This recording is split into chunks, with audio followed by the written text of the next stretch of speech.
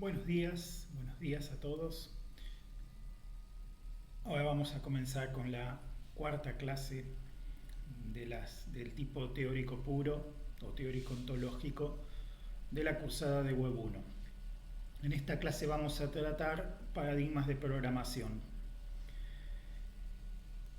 Es un tema muy interesante, pero también es un poquito difícil para ustedes en principio entender por qué necesitan este tema, ¿sí? Por eso vamos a empezar por ahí. Entonces, como suele ser habitualmente, vamos a empezar haciéndonos las preguntas que corresponden, ¿sí? Cuando tenemos que estudiar. O sea, vamos a empezar viendo qué son los paradigmas de programación, vamos a ver por qué los tenemos que estudiar y vamos a hacer un repaso de las técnicas más importantes, ¿sí? De las técnicas de programación más importantes. Vamos a ver algunos ejemplos en ECMAScript, JavaScript que a ustedes les van a servir. Bueno, paradigmas. Empecemos con lo que son los paradigmas, ¿no? ¿A qué se le llama paradigma? Por decirlo de una forma fácil, un paradigma representa una forma de pensar las cosas. ¿Sí? Cuando yo hablo de un paradigma estoy hablando de una forma en que las cosas se piensan, una manera de pensar las cosas. El ejemplo clásico se aplica más bien a la física, ¿sí? En la física se ve muy claramente la evolución de los paradigmas. Hace muchos años Aristóteles vio, experimentó, observó, ¿sí? Que si le ponían un caballo al carro, el carro andaba, y si le ponían 2 caballos, el carro podía andar más rápido, de lo cual dedujo que la velocidad era proporcional a la fuerza. Y después de eso se hicieron un montón de pensamientos y un montón de teorías y cosas que partieron de ese principio, de que al aumentar la fuerza aumentaba la velocidad.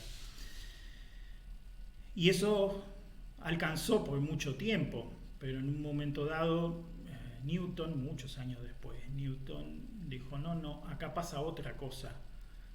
Y habló de la aceleración y dijo, no, en realidad lo que ocurre es que la fuerza, la aceleración es lo que es proporcional a la fuerza, y lo que hay son 2 fuerzas que se contraponen, y por eso explica de otra manera la observación que hizo Aristóteles antes, ¿sí? Y eso es una evolución de paradigma, eso es un cambio de paradigma. Pensar la física como la pensaba Aristóteles era una cosa, y pensar la física como la pensó Newton es otra. ¿Sí? Muchos años después apareció Einstein y dijo, no, pero esperen, porque lo que dijo Newton funciona siempre que estemos a velocidades bajas y en la Tierra, pero si nos alejamos de la Tierra o nos vamos a velocidades muy altas, todo eso deja de funcionar. Y entonces aparece toda una nueva forma de pensar la física, que es la física relativista, ¿no? La teoría de la relatividad o la física de Einstein.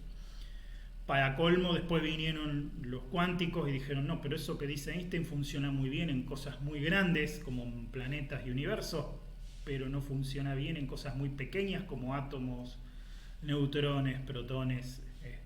Entonces apareció la física cuántica, que es otro paradigma más.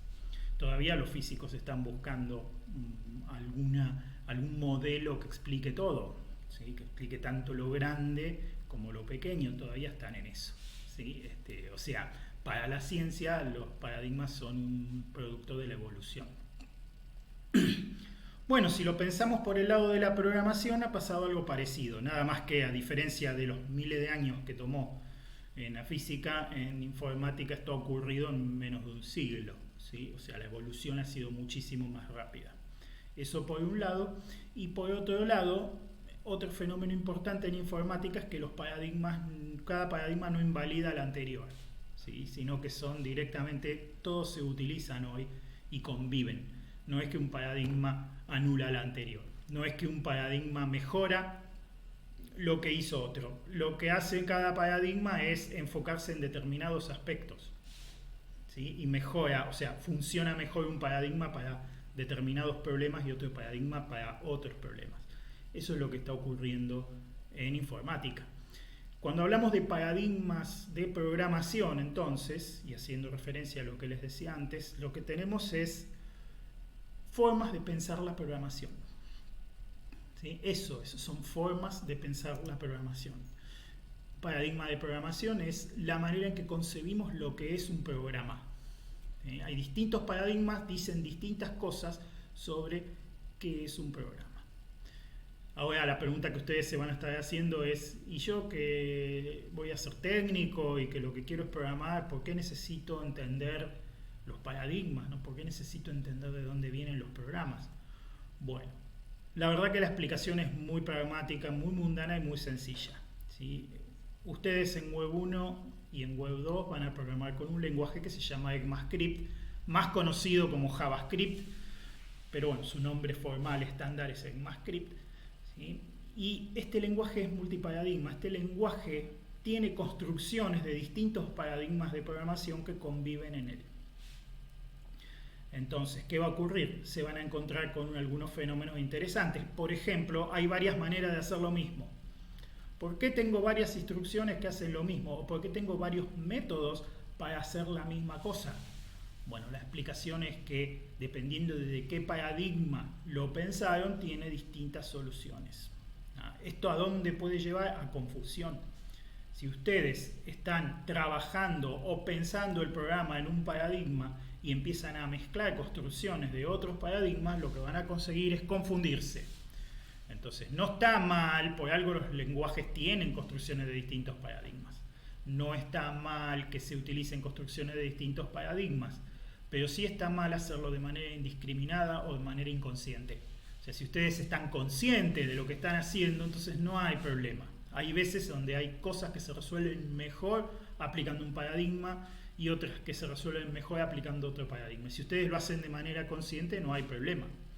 Pero si lo hacen de manera inconsciente, del tipo, a ver, ¿cómo hago para sumar los elementos de un arreglo? Voy a buscar un tutorial o alguien que haya preguntado en Stack Overflow, o le pregunto al copiloto ese de GitHub y me trae una solución, ¿sí? Y esa solución está hecha basada en construcciones de un paradigma que no es el mismo que yo estaba usando en el programa que venía haciendo. Ni el copiloto, ni Stack Overflow, ni nadie se va a dar cuenta de eso, y ustedes van a terminar mezclando dos construcciones de dos paradigmas distintos en un programa, aumentando la posibilidad de equivocarse, la probabilidad de que falle y obviamente generando una confusión muy grande a quien tiene que leer el programa. Por eso es importante que lo estudien, por eso es importante que estén conscientes de que hay distintos paradigmas, lo cual deviene en distintas maneras de hacer las cosas, distintas maneras de escribir un programa. Entonces, por esa razón es que lo vamos a estudiar. Vamos a hacer un repaso, no nos vamos a meter muy profundamente. Sí les cuento que ustedes en la carrera, a veces sin darse cuenta, estudian distintos paradigmas. Yo lo que quiero es volvérselos a ustedes conscientes de eso. O sea, quiero que estén conscientes de que están haciendo eso. Entonces, vamos a hablar de los paradigmas, ¿sí? En el orden de abstracción, vamos a decir, y también en el orden histórico. El paradigma más antiguo que vamos a encontrar es el que se llama paradigma imperativo. Paradigma imperativo. La palabra imperativo viene de imperator. Imperator tiene la misma raíz que emperador o imperio, ¿sí? Tiene que ver con básicamente dar órdenes, ¿sí? Con bajar línea o pasar o mostrar poder, ¿sí? Eso es el paradigma. El paradigma imperativo. En el paradigma imperativo, lo que se entiende o lo que se concibe como programa es que el programa es un conjunto de órdenes que se le dan a la computadora y la computadora las sigue, básicamente. Esto es lo que ustedes estudiaron en Programación 1, ¿sí? La técnica más conocida, más utilizada, más evolucionada del paradigma imperativo es la programación estructurada. La programación estructurada propone el ordenamiento del programa en 3 estructuras. ¿Para qué? Para mejorar unos cuantos aspectos que hay que mejorar en un programa. Por ejemplo, no solamente la eficiencia y la eficacia, sino también la legibilidad, que es la característica que hace que un programa pueda ser entendido por otra persona que no sea el que lo hizo. Siempre que domine el lenguaje, siempre que entienda la sintaxis y la semántica, tendría que otra persona que no sea la que escribió el programa tendría que poder entender el programa. sea, legibilidad es un aspecto muy importante, ¿sí? La reusabilidad, la posibilidad de tomar cosas que ya hicimos y volverlas a utilizar también es una característica importante. La robustez, cómo responde nuestro programa a situaciones de error, sobre todo en los datos de entrada. Póngale que el programa está bien escrito, pero los datos de entrada traen un error. ¿Cómo reacciona mi programa ante esos errores? Eso se llama robustez. ¿Cómo se adapta mi programa a los cambios? Hice un programa precioso, pero resulta que hay que cambiar un detalle y para cambiar ese detalle tengo que escribir todo el programa de vuelta. Entonces ese programa no es flexible, le falta flexibilidad. ¿Sí? Es otra característica importante que tiene que tener un programa. Y ni hablar de las clásicas, de la eficiencia y la eficacia. ¿Sí? O sea, eficiente, un programa es eficiente cuando hace lo que tiene que hacer consumiendo la menor cantidad de recursos posibles. Sobre todo ciclos de CPU, sobre todo memoria. ¿Sí? Cuando un programa funciona sin consumiendo la menor cantidad posible de esos recursos, entonces decimos que es eficiente. Y eficacia, que es lo primero que miran, y a veces es lo único que miran, y eso es un problema, es que el programa haga lo que tiene que hacer, o sea, que funcione bien, y que no haga cosas que no queremos que haga. Bueno, la programación estructurada es se basa en un teorema, el teorema de la programación estructurada, que dice que todas las funciones computables, ¿sí? Programadas a partir de flujos, que es el principio del paradigma imperativo, flujos de órdenes, ¿sí? Pueden ser ordenados o pueden ser escritos combinando tres estructuras, que son la selección, la iteración y la secuencia. Y eso es lo que ustedes aprendieron en programación 1. ¿Sí? La secuencia es lo que va entre las llaves habitualmente. Ustedes abren llave y escriben una orden, otra orden, otra orden. Si aprendieron en Java, ¿sí? O mismo JavaScript también funciona así. Pues una orden, punto y coma, otra orden, punto y coma, otra orden, punto y coma, cierran la llave. Eso se llama secuencia. ¿Sí? Y la secuencia es la primera y la estructura más básica. La segunda estructura es la selección, que ustedes la aprendieron como if, como la construcción if. If, condición, then, abre llave. ¿Sí? Bueno, en Java no hay then, no existe el then explícitamente, pero bueno, es así. If, paréntesis, condición, abren llave. ¿Sí? Y ponen una secuencia para cuando la condición es verdadera. Cierran la llave, ponen else y abren otra secuencia para cuando la condición es falsa. Y cierran esa llave. ¿Sí? Y lo importante es que la selección, igual que la secuencia, tiene un único punto de entrada y un único punto de salida. Y eso es lo que lo hace, eso es lo que mejora las características de lo que hablábamos hoy. Finalmente está la iteración, que ustedes deben haber aprendido por lo menos el while y el for como mecanismos iterativos, ¿sí? Como construcciones iterativas, que lo que permiten es repetir algo, repetir una secuencia, muchas veces hasta tanto se cumpla una determinada condición. El for es una optimización que se utiliza habitualmente para contar o para acumular, dado que es un uso muy común. Muchos lenguajes tienen una construcción específica para hacer eso. Entonces, en el paradigma imperativo nosotros tenemos un programa que es una secuencia de órdenes. Nosotros le decimos a la computadora qué hacer. Necesitamos un algoritmo, necesitamos una receta, vamos a decir, una serie de pasos que siguiéndolos me permite lograr el objetivo que yo busco.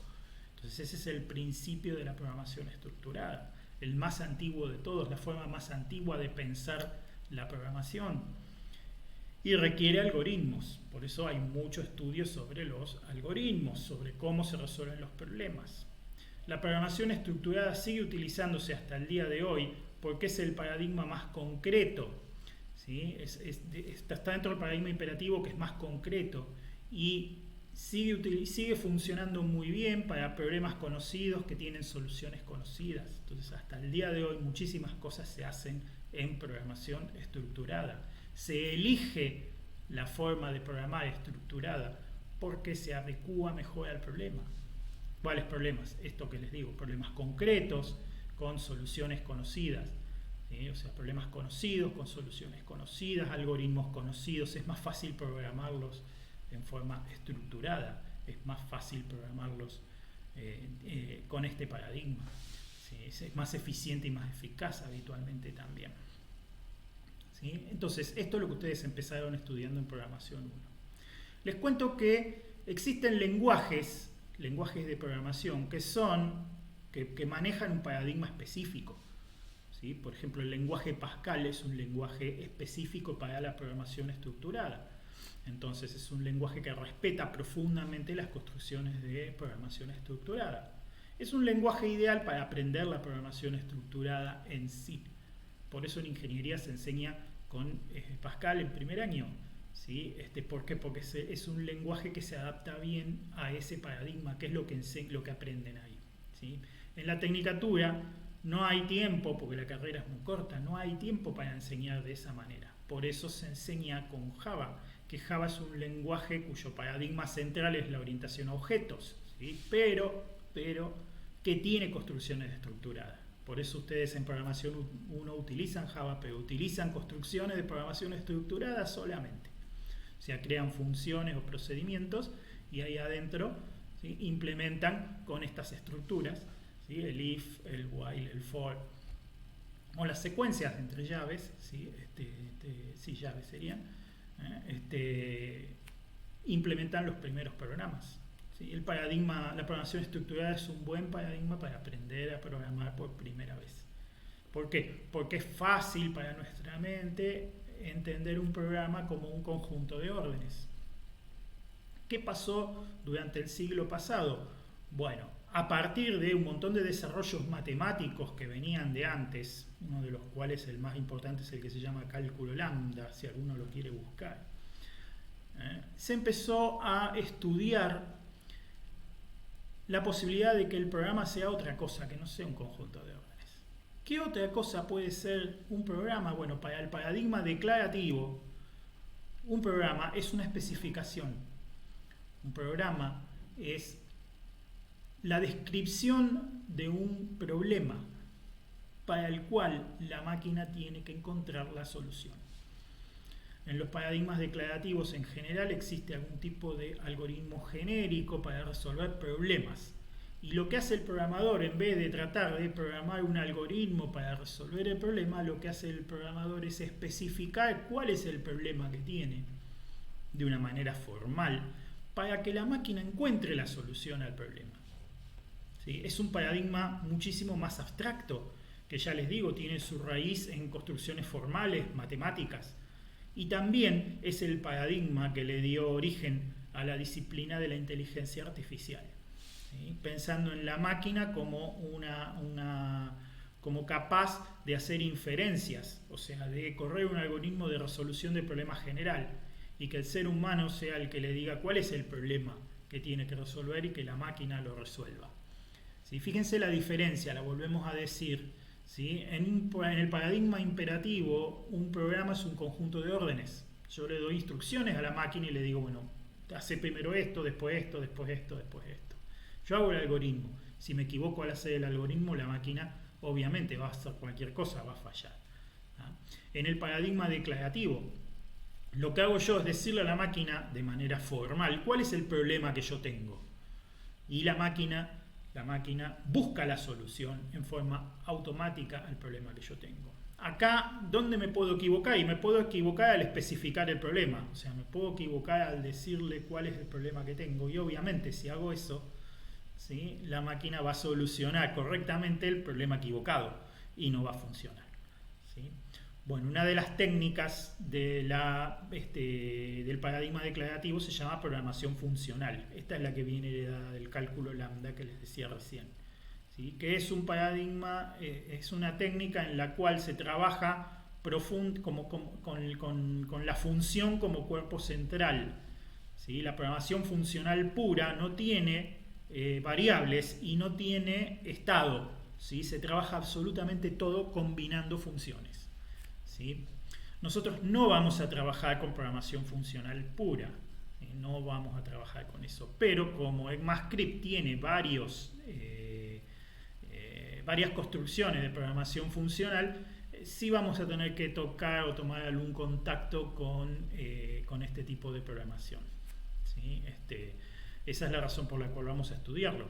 ¿Sí? Esto no lo estudian en ninguna de las programaciones, esto lo estudian acá con nosotros. Por eso nos vamos a enfocar un poquito más profundamente en algunas construcciones del paradigma funcional, ¿sí? Porque las otras ya las estudian en las otras materias, pero programación funcional no tienen, ¿sí? El paradigma declarativo es un paradigma abstracto, ¿sí? Es en el orden de abstracción, es lo más lejano a la máquina, ¿sí? Como tal, suele ser menos eficiente, pero suele aplicar bien para aquellos problemas donde no hay un algoritmo conocido para resolverlo. Muchas veces ni siquiera hay un modelo, ¿sí? La programación declarativa aplica bien cuando yo sé el problema, pero no tengo un camino, una recetita para resolverlo. No conozco el modelo. Entonces no lo sé, lo tengo que inferir al modelo. Tenemos que dejar que la máquina infiera el modelo. Que eso es un poquito lo que hacen las redes neuronales, ¿sí? Y lo que hacen las técnicas conexionistas en general, ¿sí? O sea, van infiriendo el modelo a partir de conocimiento o a partir de datos, ¿sí? Hay todo ese tema de la inteligencia artificial está muy instalado, ¿sí? En la zona del paradigma declarativo, ¿sí? Bien hasta acá. Con el tiempo, el último paradigma que apareció en el orden histórico es el paradigma de objetos. Yo por eso los ordené así y describí primero el imperativo, después el declarativo y después el de objetos, porque ese es el orden histórico. Sin embargo, en nivel de abstracción, el paradigma más concreto es el imperativo, el declarativo es el más abstracto y el de objetos es el que tiene un nivel de abstracción intermedia, ¿sí? El paradigma de objetos, la técnica más importante del paradigma de objetos es la programación orientada a objetos. Es un paradigma donde un programa describe los objetos con los cuales se implementa un sistema, ¿sí? O sea, el programa es una definición de objetos, básicamente. Esos objetos normalmente se definen no a través de sí mismos, sino a través de clases, ¿sí? Que son, digamos, las que dicen cómo es el comportamiento en general, y los objetos terminan siendo las instancias. Vamos a decir, si gato es la clase, ¿sí? Los 3 gatos que yo tengo en casa son 3 instancias de esa clase, ¿sí? Por decirlo de alguna manera. Entonces se define normalmente la clase, y en la clase se dice o se describe un objeto y se dice qué atributos o qué estados internos tiene ese objeto, y también se describe qué métodos o qué cosas puede hacer ese objeto. Esto lo van a estudiar en programación 2, por eso yo no me voy a meter mucho en este tema, ¿sí? O sea, en programación 2 van a estudiar justamente, se va a centrar en la programación orientada a objetos, por lo cual no me quiero meter demasiado.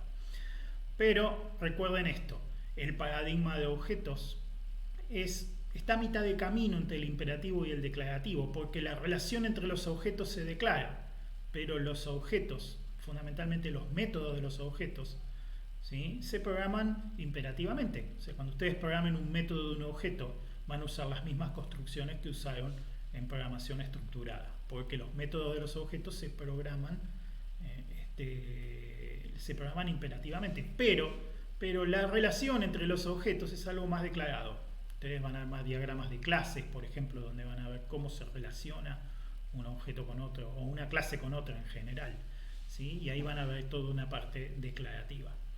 La programación orientada a objetos tomó mucho auge a finales del siglo pasado porque aplica muy bien para problemas que son complejos, pero son complejos porque están formados por muchas cosas sencillas, ¿sí? de relativa sencillez cada una por separado, pero cuando las ponemos todas juntas, ¿sí? Forman entre el comportamiento combinado de muchas cosas sencillas, forman un comportamiento muy, muy complejo, ¿sí? Que no es que no lo entendamos, lo terminamos entendiendo, pero digamos, si programamos los objetos y la relación entre ellos, logramos más rápido conseguir un sistema que se comporte como nosotros queremos, ¿sí? Y por eso es que la programación orientada a objetos es muy general, o sea, soluciona una gran cantidad de problemas de una manera muy, muy efectiva, por eso se usa mucho.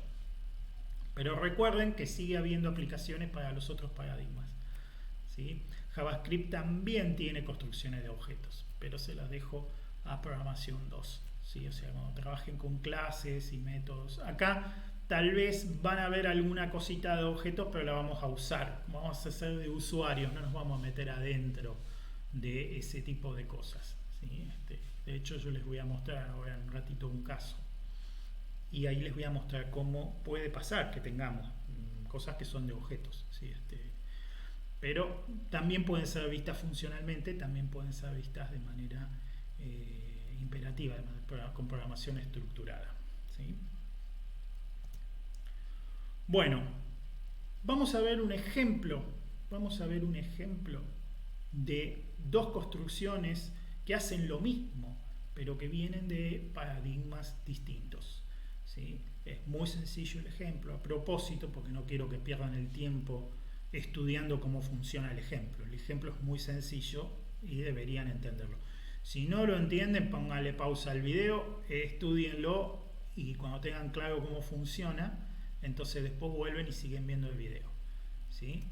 Esta solución es la solución que ustedes hubiesen usado en programación 1 para resolver este problema.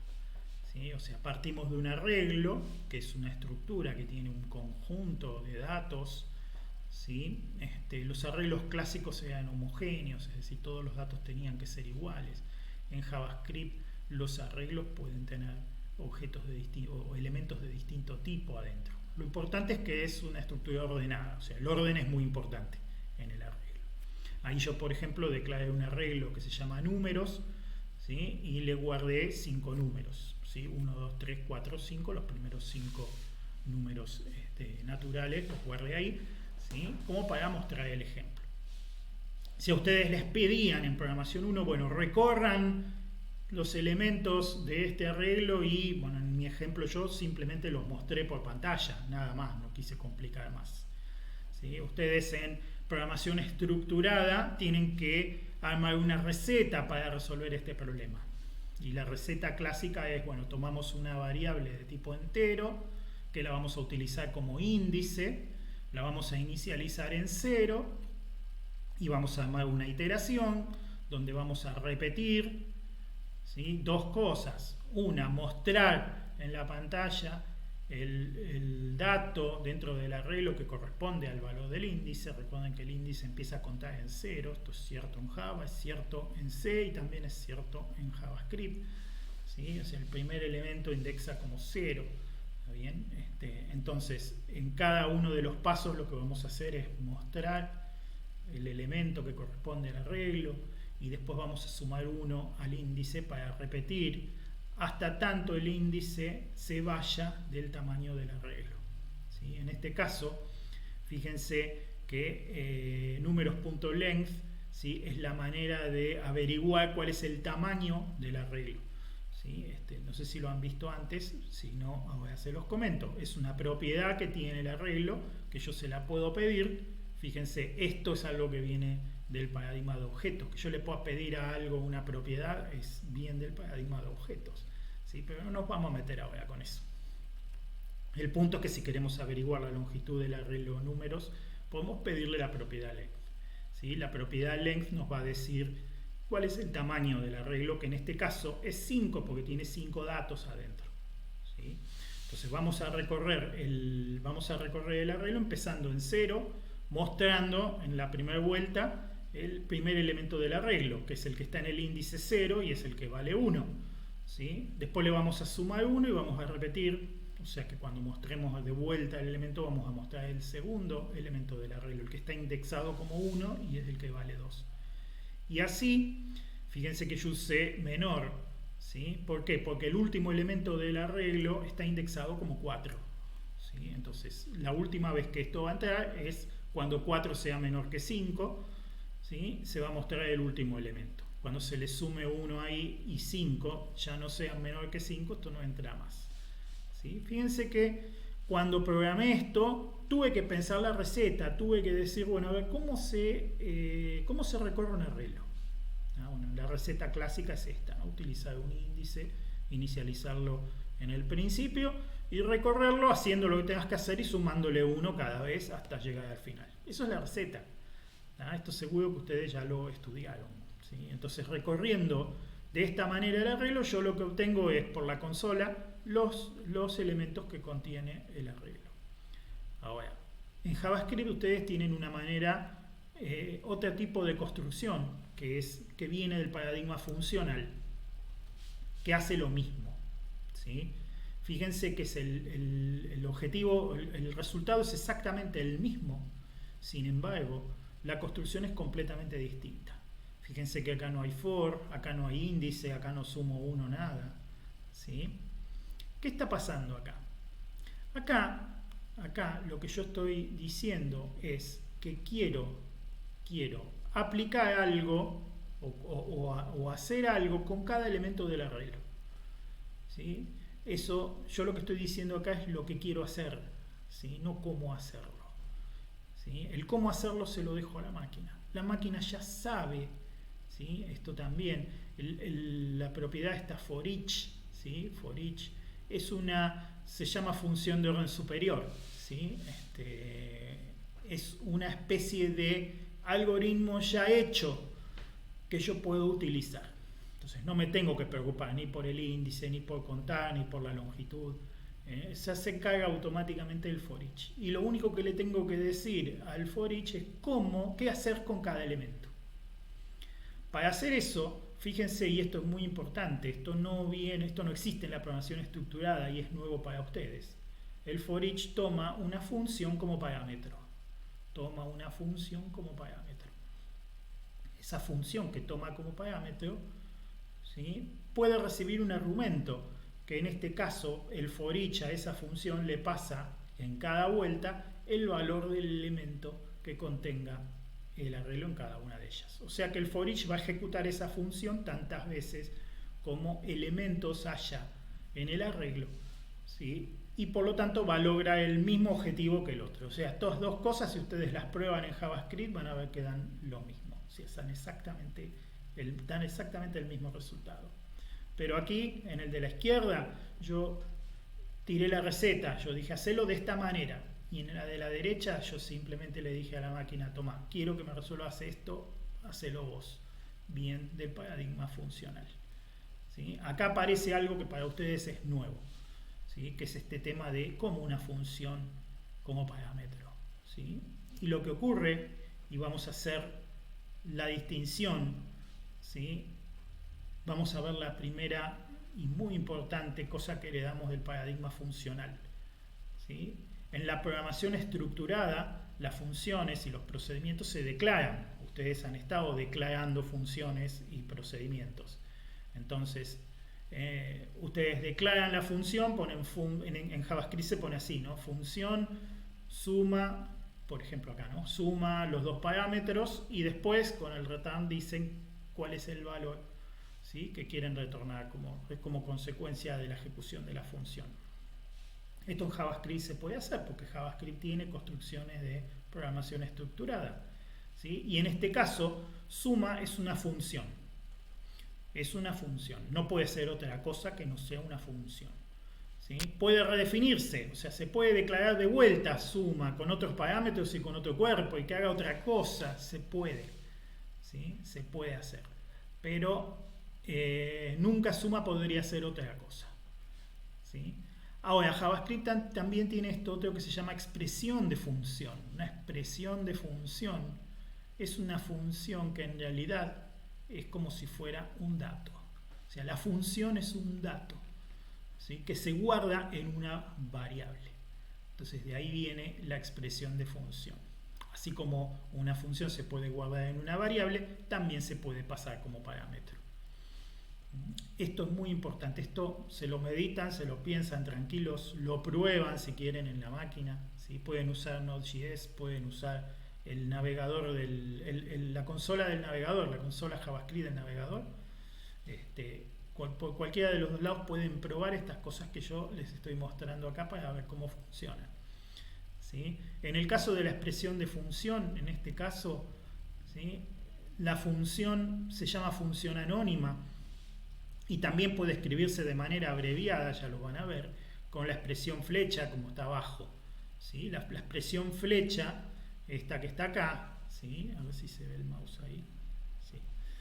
La expresión flecha, esta que está acá, ¿sí? Directamente está diciendo, dado los parámetros A y B, retorname la suma de A más B. O sea, directamente es una abreviatura de sintaxis respecto de lo que está arriba, respecto de esto, donde directamente nosotros estamos invocando el return. Es muy común que una función relativamente pequeña simplemente retorne un valor y una expresión que se calcula en el momento. Por eso las funciones flechas son muy utilizadas, ¿sí? Esta expresión flecha, vamos a decir, es lo mismo que declarar una función como está arriba. Es lo que se llama una función anónima.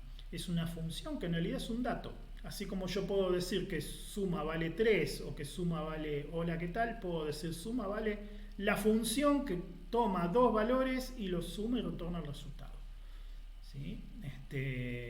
La diferencia importante es que suma es una variable. O sea, yo puedo poner let suma igual función a b retorna más b, y abajo podría poner suma se vuelve 7 o suma se vuelve hola, ¿qué tal?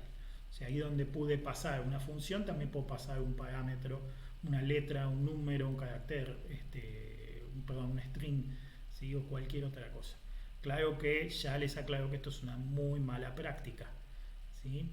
Fíjense que del paradigma funcional viene que en general se minimiza el tema del estado, o sea, se trata de evitar cosas que tengan estado, ¿sí? Por lo tanto van a notar que muchas veces se acude al const en vez de al let, ¿sí? Fíjense que yo acá abajo les aclaro, es mucho más, es mejor práctica poner const, suma igual función a b, retorna más b, porque es muy poco probable que ustedes vayan a cambiar eso en el programa. O sea, es muy poco probable que asuma vaya a ser una función y que después vaya a ser un número o una letra, ¿sí? Entonces es mucho más natural y mucho mejor práctico usar const que let, ¿sí? Yo acá lo puse con let para que noten la diferencia, ¿sí? Para que les quede claro que suma en realidad termina siendo una variable. Una variable que también se le puede fijar el valor con const, pero no deja de ser una variable, ¿sí? Como sobre este tema vamos a volver en la siguiente teoría y aparte ustedes lo van a practicar, es importante que les quede claro esto. En resumen, se van a encontrar en JavaScript construcciones de distintos paradigmas. Van a tener construcciones de estructurada, construcciones de funcional y construcciones de objetos, ¿sí? Todas mezcladas. Entonces el desafío para ustedes es ir reconociendo qué construcciones son de qué paradigma y de qué manera se resuelve cada problema en los diferentes paradigmas, ¿sí?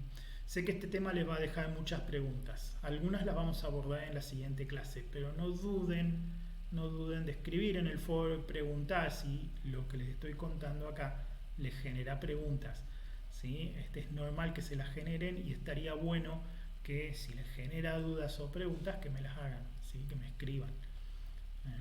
Bueno, ya les di bastante contenido por hoy, ¿sí? Les encargo que si tienen ganas y pueden, prueben estos ejemplitos sencillos que dice acá, que son conceptuales. O sea, prueben las dos cosas, prueben esto, ¿sí? Prueben las dos maneras de recorrer un arreglo, simplemente para ver cómo los dos hacen lo mismo.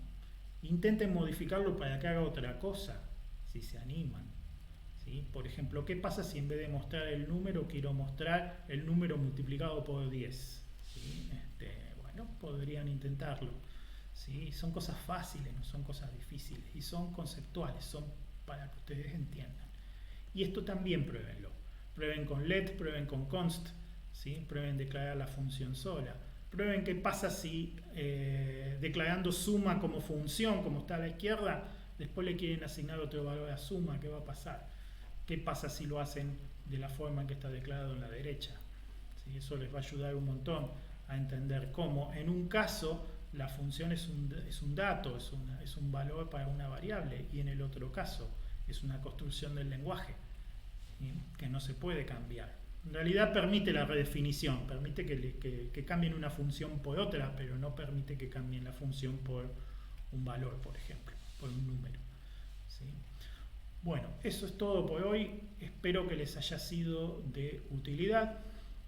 Sinceramente, espero que les ayude a encontrarse, a orientarse cuando tengan que resolver problemas más complejos. En la siguiente clase vamos a abordar más profundamente otras construcciones de funcional y también vamos a abordar la sincronicidad, el tema de la sincronicidad. ¿Sí? Sincronía, asincronía, secuencialidad, concurrencia, que eso es un tema más avanzado. Ahí probablemente hagamos algún tipo de prueba práctica. ¿Sí? Les voy a mostrar alguna prueba práctica. Bueno, muchísimas gracias por ver la clase. Recuerden preguntar si necesitan